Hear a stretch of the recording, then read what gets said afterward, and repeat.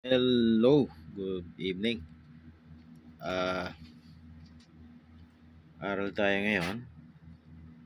Ating topic is physical chemistry. Dito tayo sa problem na to. Let's solve this one. An ideal gas at 0.6 atm atmospheric pressure, ibig sabihin atm, and 87 degrees Celsius occupies a 0.45 liter. So, volume to.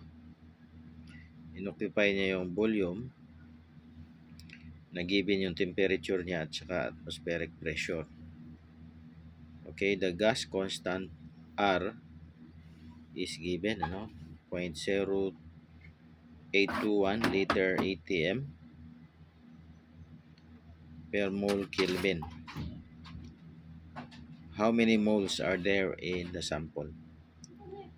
So, ang ating solution, gagamit tayo ng ideal gas law.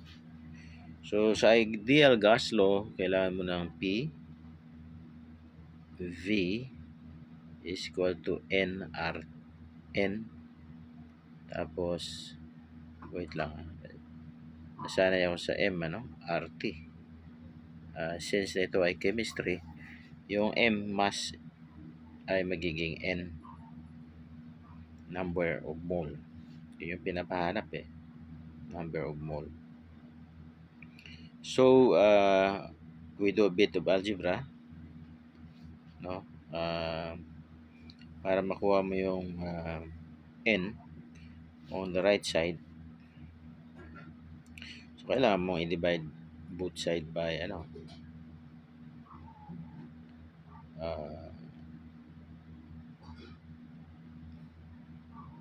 both sides of the equation. Kailangan mong i-divide ng R and T.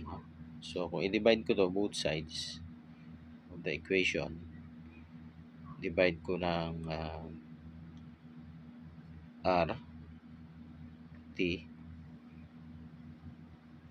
RT rin dito. So, cancel out yung T tsaka R. So, matitira dyan, N is equal to PV over RT. So, ito yung ating working equation. Let's go to the next slide.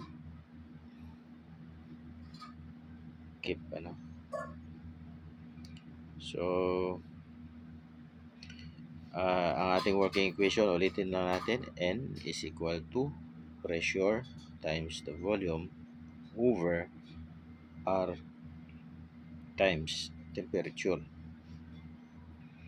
So, dito ang given is 0.6 atm, di ba?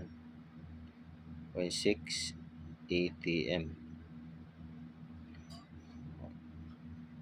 Okay. Then, multiplied by 0.45 L. Liter yan, that's the volume. Over yung constant na R, ito is given din 0.0821 L, tapos atm, yan yung unit over mole Kelvin quantity. Tapos siyempre yung ating temperature na to is in absolute, that is 87, okay, plus 273. Okay, so crank in the value. You will have 0.0091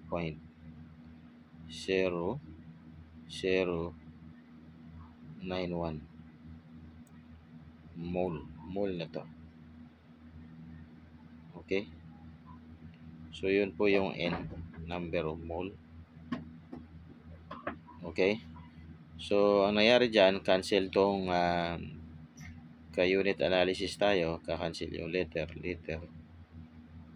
Itong temperature mo rito, Kelvin to di ba? Cancel din itong Kelvin.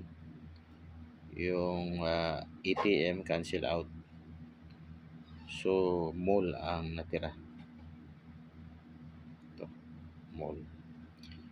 So, that's how to solve this. Thanks. Bye.